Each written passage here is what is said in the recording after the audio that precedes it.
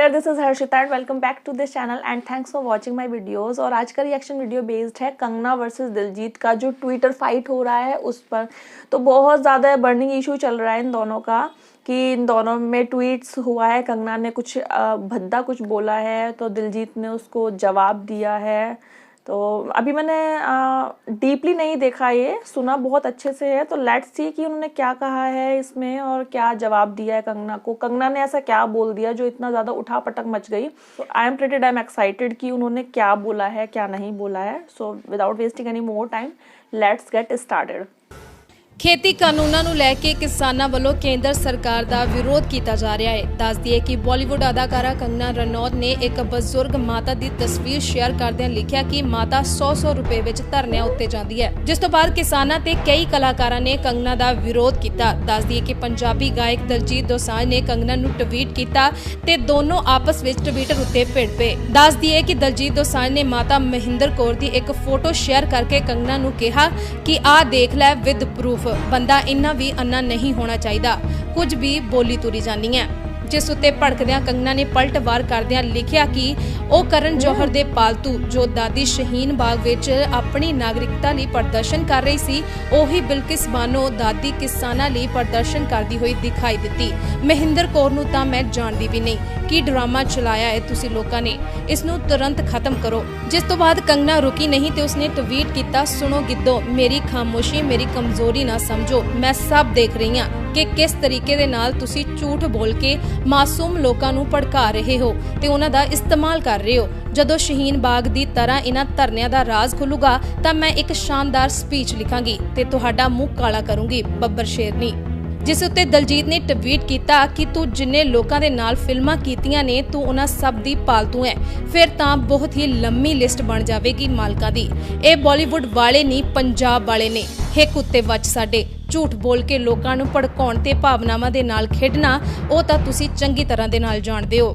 ਜਿਸ ਉੱਤੇ ਕੰਗਨਾ ਨੇ ਫਿਰ ਤੋਂ ਟਵੀਟ ਕਰਕੇ ਪੱਦੀ ਸ਼ਬਦਾਵਲੀ ਦੀ ਵਰਤੋਂ ਕੀਤੀ ਤੇ ਕਿਹਾ, ਉਹ ਚਮਚੇ ਮੈਂ ਕੰਗਨਾ ਹਾਂ, ਤੇਰੇ ਵਰਗੀ ਚਮਚੀ ਨਹੀਂ ਜੋ ਝੂਠ ਬੋਲਾਂ। ਮੈਂ ਸਿਰਫ ਸ਼ਹੀਨ ਬਾਗ ਵਾਲੀ ਪ੍ਰੋਟੈਸਟਰ ਉੱਤੇ ਕਮੈਂਟ ਕੀਤਾ ਸੀ, ਜੇਕਰ ਕੋਈ ਸਾਬਿਤ ਕਰ ਦਵੇ ਤਾਂ ਮੈਂ ਮੁਆਫੀ ਮੰਗ ਲਵਾਂਗੀ।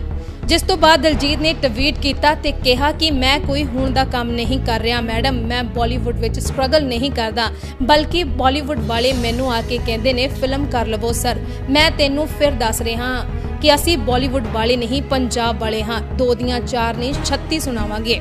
ਇਸ ਦੇ ਨਾਲ ਹੀ ਦਿਲਜੀਤ ਨੇ ਲਿਖਿਆ ਕਿ ਬੋਲਣ ਦੀ ਤਮੀਜ਼ ਨਹੀਂ ਹੈ ਤੈਨੂੰ ਕਿਸੇ ਦੀ ਮਾਂ ਭੈਣ ਬਾਰੇ, ਔਰਤ ਹੋ ਕੇ ਦੂਜਿਆਂ ਨੂੰ 100 ਰੁਪਏ ਵਾਲੀ ਦੱਸਦੀਆਂ, ਇਹ ਤਾਂ ਭੁੰਡਾ ਦੇ ਖੱਖਰ ਨੂੰ ਛੇੜ ਲਿਆ ਤੂੰ।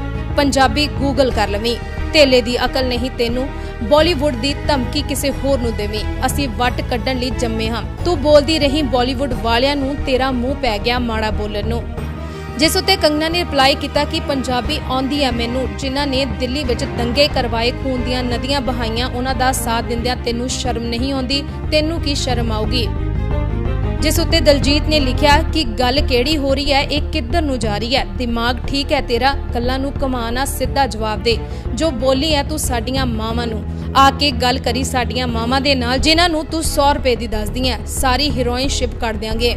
ਜਿਸ ਉੱਤੇ ਕੰਗਨਾ ਨੇ ਲਿਖਿਆ, ਓਏ ਡੰਬੂ ਜਦ ਸਿਟੀਜ਼ਨਸ਼ਿਪ ਗਈ ਹੀ ਨਹੀਂ ਤਾਂ ਦਾਦੀ ਕਿਸ ਦੇ ਕਹਿਣ ਤੇ ਸ਼ਹੀਨ ਬਾਗ ਪ੍ਰੋਟੈਸਟ ਕਰਨ ਗਈ, ਜਦੋਂ MSP ਹਟਿਆ ਹੀ ਨਹੀਂ ਤਾਂ ਦਾਦੀ ਕਿਸ ਦੇ ਕਹਿਣ ਤੇ ਕਿਸਾਨਾਂ ਦੇ ਧਰਨੇ ਵਿੱਚ ਗਈ। ਦਿਲਜੀਤ ਦੋਸਾਂਝ ਨੇ ਪਲਟਵਾਰ ਕਰਦਿਆਂ ਕਿਹਾ ਕਿ ਗੱਲ ਉਸ ਮਾਂ ਦੀ ਹੋ ਰਹੀ ਹੈ ਜਿਸ ਨੂੰ ਤੂੰ 100 ਰੁਪਏ ਵਾਲੀ ਕਿਹਾ, ਐਵੇਂ ਗੱਲ ਨੂੰ ਘੁਮਾਣਾ। ਉਸ ਦਾਦੀ ਦਾ ਜਵਾਬ ਸੁਣ ਲਿਆ ਤੂੰ ਜਾਂ ਫਿਰ ਦੁਬਾਰਾ ਭੇਜਾਂ। ਜਿਸ ਤੋਂ ਬਾਅਦ ਕੰਗਨਾ ਰੁਕੀ ਨਹੀਂ ਬਲਕਿ ਇੱਕ ਹੋਰ ਟਵੀਟ ਕਰਕੇ ਲਿਖਿਆ ਕਿ ਮੇਰਾ ਤੇ ਤੇਰਾ ਸਹੀ ਹੋਣਾ ਜ਼ਰੂਰੀ ਨਹੀਂ, ਦੇਸ਼ ਦਾ ਸਹੀ ਹੋਣਾ ਜ਼ਰੂਰੀ ਹੈ ਤੇ ਤੁਸੀਂ ਲੋਕਾਂ ਨੂੰ ਭੜਕਾਉਂਦੇ ਹੋ। ਪਰੇਸ਼ਾਨ ਹਾਂ ਮੈਂ ਇਹਨਾਂ ਪ੍ਰੋਟੈਸਟਾਂ ਤੋਂ, ਆਏ ਦਿਨ ਦੰਗਿਆਂ ਤੋਂ ਤੇ ਖੂਨ ਖਰਾਬੇ ਤੋਂ, ਤੇ ਤੁਸੀਂ ਭਾਗੀਦਾਰ ਹੋ ਇਸ ਸਭ ਦੇ। ਇਤਨਾ ਸਭ ਲਿਖਾ ਉਹਨਾਂ ਨੇ। ਦਿਲਜੀਤ ਨੇ ਲਿਖਿਆ ਕਿ ਆ ਤੈਨੂੰ ਖੂਨ ਖਰਾਬੇ ਵਾਲੇ ਲੱਗਦੇ ਨੇ, ਹਰ ਗੱਲ ਉੱਤੇ ਖੂਨ ਖਰਾਬਾ, ਤੂੰ ਚਾਹੁੰਦੀ ਕੀ ਆ, ਇਹ ਸਾਡੇ ਲਈ ਰੱਬ ਦਾ ਰੂਪ ਨੇ, ਤੈਨੂੰ ਬੋਲਣ ਦੀ ਤਮੀਜ਼ ਨਹੀਂ ਸਿਖਾਈ ਕਿਸੇ ਨੇ, ਪੰਜਾਬੀ ਦੱਸਣਗੇ ਤੈਨੂੰ ਕਿ ਬੋਲੀ ਦਾ ਕਿਵੇਂ ਆ। ਕੋਈ ਗੱਲ ਨਹੀਂ ਬਣ ਰਹੀ ਤੇਰੀ, ਸਾਨੂੰ ਪਤਾ ਹੈ ਤੂੰ ਰਾਜਨੀਤੀ ਜੁਆਇਨ ਕਰਨੀ ਹੈ, ਪਰ ਸਿਰ ਪੈਰ ਤਾਂ ਹੋਵੇ ਕਿਸੇ ਗੱਲ ਦਾ। ਗੱਲ ਕਿਸਾਨਾਂ ਦੀ ਹੋ ਰਹੀ ਹੈ, ਜੋ ਤੂੰ ਸਾਡੀਆਂ ਮਾਵਾਂ ਬਾਰੇ ਗਲਤ ਬੋਲਿਆ ਉਸ ਬਾਰੇ ਹੋ ਰਹੀ ਹੈ, ਭੱਜ ਨਾ ਹੁਣ। ਜਿਸ ਉੱਤੇ ਕੰਗਨਾ ਨੇ ਟਵੀਟ ਕੀਤਾ ਤੇ ਕਿਹਾ ਕਿ ਪੰਜਾਬ ਭਾਰਤ ਦਾ ਦਿਲ ਹੈ, ਸਾਨੂੰ ਇਹਨਾਂ ਅੱਤਵਾਦੀਆਂ ਨੂੰ ਪਛਾਣਨ ਦੀ ਜ਼ਰੂਰਤ ਹੈ ਜੋ ਭਾਰਤ ਦੇ ਦਿਲ ਨੂੰ ਉਸਦੇ ਸਰੀਰ ਵਿੱਚੋਂ ਬਾਹਰ ਕੱਢਣਾ ਚਾਹੁੰਦੇ ਨੇ। ਇਹ ਲੋਕ ਦੇਸ਼ ਨੂੰ ਤੋੜ ਨਹੀਂ ਸਕਦੇ। ਜਿਸ ਉੱਤੇ ਦਲਜੀਤ ਨੇ ਰਿਪਲਾਈ ਕੀਤਾ ਕਿ ਦਿਲ ਵਿੱਚ ਰਹਿਣ ਵਾਲੀਆਂ ਮਾਵਾਂ ਨੂੰ 100 ਰੁਪਏ ਵਾਲੀ ਦੱਸਦੀਆਂ, ਤੇਰੇ ਸਾਰੇ ਦਾ ਪੇਚ ਜਾਣਦਾ ਮੈਂ, ਭਾਰਤ ਤੇਰੇ ਇਕੱਲੀ ਦਾ ਨਹੀਂ, ਐਵੇਂ ਜਦੋਂ ਦੇਖੋ ਪੋਲਿਟਿਕਸ, ਸਭ ਤੋਂ ਵੱਧ ਕੁਰਬਾਨੀਆਂ ਪੰਜਾਬੀਆਂ ਨੇ ਦਿੱਤੀਆਂ ਨੇ। ਤੂੰ ਸਾਡੀਆਂ ਮਾਵਾਂ ਨੂੰ ਬੁਰਾ ਭਲਾ ਬੋਲੇ, ਫਿਕਰ ਨਾ ਕਰ, ਤੂੰ ਪੰਜਾਬ ਨੂੰ ਯਾਦ ਰੱਖੇਂਗੀ। ਪੰਜਾਬ ਦੀਆਂ ਮਾਵਾਂ ਬਾਰੇ ਗਲਤ ਬੋਲ ਕੇ ਜੋ ਤੂੰ ਆਪਣੀ ਅਕਲ ਦਾ ਸਬੂਤ ਦਿੱਤਾ ਹੈ, ਪੰਜਾਬ ਵੀ ਤੈਨੂੰ ਯਾਦ ਰੱਖੇਗਾ। ਸ਼ਾਂਤਮਈ ਪ੍ਰੋਟੈਸਟ ਨੂੰ ਗੁੰਮਰਾਹ ਕਰਨਾ ਹੀ ਕੰਮ ਹੈ ਤੇਰਾ, ਤੇਰੇ ਸਾਰੇ ਦਾ ਪੇਚ ਜਾਣਦਾ ਹੈ ਮੈਂ, ਫਿਕਰ ਨਾ ਕਰ।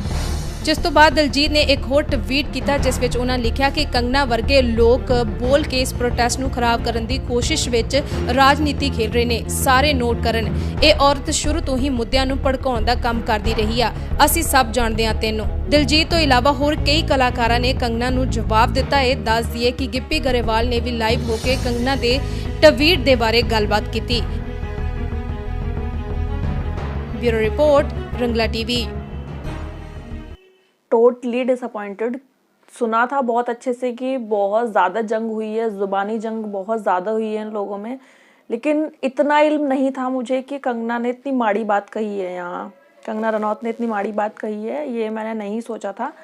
मैंने इसलिए नहीं सोचा था ऐसा कि जब वो सुशांत सिंह राजपूत का जो बॉलीवुड में केस हुआ है बहुत ज़्यादा, वो भी बहुत ज़्यादा उछला, तो तब बॉलीवुड की बहुत बड़ी बड़ी हस्तियां बिल्कुल भी वहाँ बात नहीं कर रही थी उसके बारे में।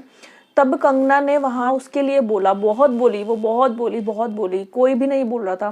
तो पर्सनली मुझे भी वो बहुत अच्छी लगी कि चलो कोई तो बोल रहा है सही के लिए। और जब उसका जो ऑफिस था मुंबई में, जब वो वहाँ नहीं थी, अपने होम टाउन में थी, तो जब उनका घर तोड़ा था, कार्यालय तोड़ा था, तो तब मैंने खुद उनका जो हैशटैग चल रहा था, हैशटैग कंगना, तो मैंने उसमें खुद ट्वीट किया था और कंगना को सपोर्ट किया था।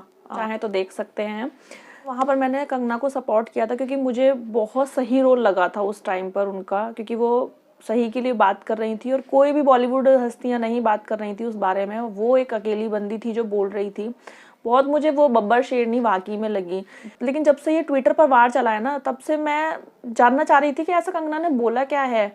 तो उन्होंने ऐसी बात बोली है कि 100 रुपये में आती हैं ये जो औरतें वहाँ प्रदर्शन कर रही हैं, तो इसको तो मैं भी बहुत गलत मानूंगी। उन्होंने ऐसा क्यों कहा, पता नहीं क्या सोचकर बोला, हालांकि उम्मीद नहीं थी कि ऐसा छोटा बोला होगा, लेकिन बोला है तो बहुत गलत बोला है और उनको ऐसा नहीं बोलना चाहिए था। अगर अच्छा नहीं बोलना था तो कुछ बोलने की ज़रूरत नहीं थी, शांत रहना बहुत ज़्यादा सही था। बब्बर शेरनी कहा जाता है उनको, ऑब्वियस। तो इसका मतलब लेकिन ये नहीं है कि किसी पर भी बिना सोचे समझे कटाक्ष चला दो, क्योंकि इतने सारे लोग उस प्रोटेस्ट में जुड़े हुए हैं, इतने सारे लोग वहाँ सफ़र कर रहे हैं, वही जानते हैं उनके ऊपर क्या बीत रहा है। और उसके ऊपर से हम लोग अपने ट्विटर हैंडल से उल्टे सीधे वहाँ पर कमेंट्स लिख रहे हैं, उल्टे सीधे ट्वीट्स कर रहे हैं, तो उनको हम एक मोटिवेशन देने की बजाय उनको और डीमोटिवेट कर रहे हैं। और दिलजीत ने जो उनको पूरा रिप्लाई किया, हालांकि दिलजीत बहुत ही जॉली काइंड ऑफ नेचर हैं, वो कभी भी मुझे नहीं लगता कि इस तरीके की बात कभी करते, लेकिन कंगना ने इतनी छोटी बात की तो इसलिए शायद उनको इस टाइप का रिप्लाई उनको देना पड़ा। अदरवाइज़ वो ऐसा रिप्लाई नहीं करते, क्योंकि जो पंजाबी लोग हैं या तो वो सम्मान बहुत ज़्यादा करते हैं, और जब वो सम्मान नहीं करते तो उनके बराबर फिर कोई किसी की उतार भी नहीं सकता। मुझे पर्सनली ऐसा लगता है कि जब तक हम सम्मान करेंगे तो इतना करेंगे कि आप खुद सोचोगे कि हम किससे इंटरेक्ट हो रहे हैं, और जब आप हमारी दुश्मनी देखोगे तो फिर हमारे बराबर कोई आपको दुश्मनी भी नहीं दिखा सकता। तो दिलजीत ने उनको जो रिप्लाई किया ठीक था। उनको अगर ऐसा कोई कटाक्ष देगा तो उसको रोकना ज़रूरी है, क्योंकि ऐसे तो फिर कोई भी कुछ भी बोलकर चला जाएगा। लेकिन जब बात आई है माताओं की, उन औरतों की जो इतनी एजड हैं, अपनी वीडियोस में मैंने खुद देखा है, रिएक्शन वीडियोस मैंने कई बनाए हैं, उनमें खुद देखा है कि कई औरतें जो हैं वो इतनी बुढ़ी हैं कि वो चल भी नहीं पा रही हैं, वो लाठी लेकर और बहुत झुक कर चल रही हैं। तो उनको क्या मज़ा आ रहा है ऐसे प्रोटेस्ट में जाने का। लेकिन कहीं ना कहीं उनको भी अपना किसान जो परेशान हो रहे हैं उनको वो चीज़ दिख रही है, तो वो इसलिए जा रही हैं। वरना 100 रुपये में कोई क्यों अपना इस तरीके से कंफर्ट जोन को ख़राब करेगा। सो आई एम टोटली डिसअपॉइंटेड कि उन्होंने ऐसा बोला है, और आप लोग बताइएगा कि रिएक्शन कैसा लगा, और बहुत ज़्यादा मैं यहाँ नहीं कुछ ऐड करना चाहती हूँ। रिएक्शन कैसा लगा ये बताइएगा, और अगर आप चाहें तो मुझे सोशल मीडिया पर फॉलो कर सकते हैं, लिंक्स आपको डिस्क्रिप्शन बॉक्स में मिल जाएंगे। And now I will catch you in my next video, and till the next video, bye bye and take care.